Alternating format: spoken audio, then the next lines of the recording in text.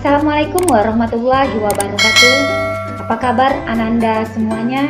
Semoga kita selalu diberikan kesehatan. Bertemu lagi dengan Ibu Tri Febrianti dalam mata pelajaran PPKN. Untuk pertemuan ini, kita akan membahas mengenai kedudukan dan fungsi Pancasila. Kompetensi dasarnya menganalisis kedudukan dan fungsi Pancasila bagi bangsa dan negara Indonesia. Tujuan pembelajaran. Yang pertama, siswa mampu mendeskripsikan kedudukan dan fungsi Pancasila bagi bangsa dan negara Indonesia.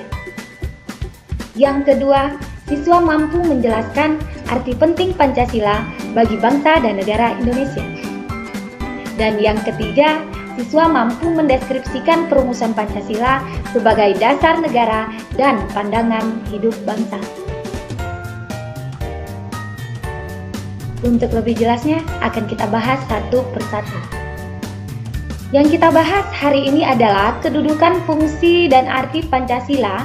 Yang pertama, Pancasila sebagai dasar negara, Pancasila sebagai pandangan hidup bangsa, Pancasila sebagai kepribadian bangsa, Pancasila sebagai perjanjian luhur rakyat, Pancasila sebagai sumber dari segala sumber hukum, dan Pancasila sebagai ideologi nasional. Kita bahas yang pertama, Pancasila sebagai dasar negara. Dalam Kamus Besar Bahasa Indonesia, dasar artinya alas, pondasi, dan pokok pangkal suatu pendapat, ajaran, atau aturan. Jika dihubungkan dengan negara, dasar dapat dipahami sebagai pedoman dalam pengaturan kehidupan penyelenggaraan ketatanegaraan yang mencakup berbagai bidang kehidupan.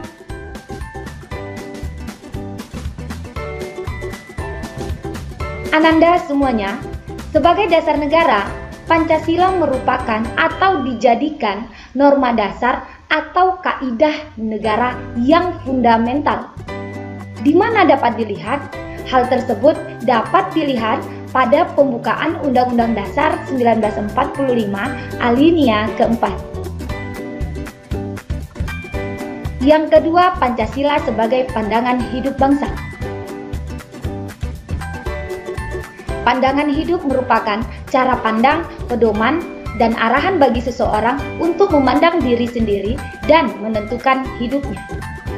Pandangan hidup digunakan untuk memecahkan berbagai persoalan yang dihadapi dan untuk mengatur kehidupan masyarakat, ketatanegaraan, baik itu urusan dalam negeri maupun luar negeri. Baiklah Ananda, kita lihat lagi. Apa itu fungsi Pancasila sebagai pandangan hidup bangsa? Ada 5 yang akan dijabarkan. Yang pertama adalah menjadi alat dalam upaya mengatasi konflik atau ketegangan sosial. Yang kedua adalah sumber motivasi untuk mewujudkan cita-cita, gagasan dalam kehidupan nyata. Yang ketiga, sumber semangat untuk mewujudkan nilai-nilai yang termuat dalam Pancasila. Yang keempat, jawaban untuk menghadapi perkembangan global. Dan yang kelima, sumber inspirasi bagi perjuangan bangsa Indonesia. Yang ketiga, Pancasila sebagai kepribadian bangsa. Apa yang dimaksud dengan Pancasila sebagai kepribadian bangsa? Dalam Kamus Besar Bahasa Indonesia, kepribadian adalah sifat yang hakiki yang tercermin dalam sikap seseorang atau suatu bangsa yang membedakannya dengan orang lain atau bangsa lain.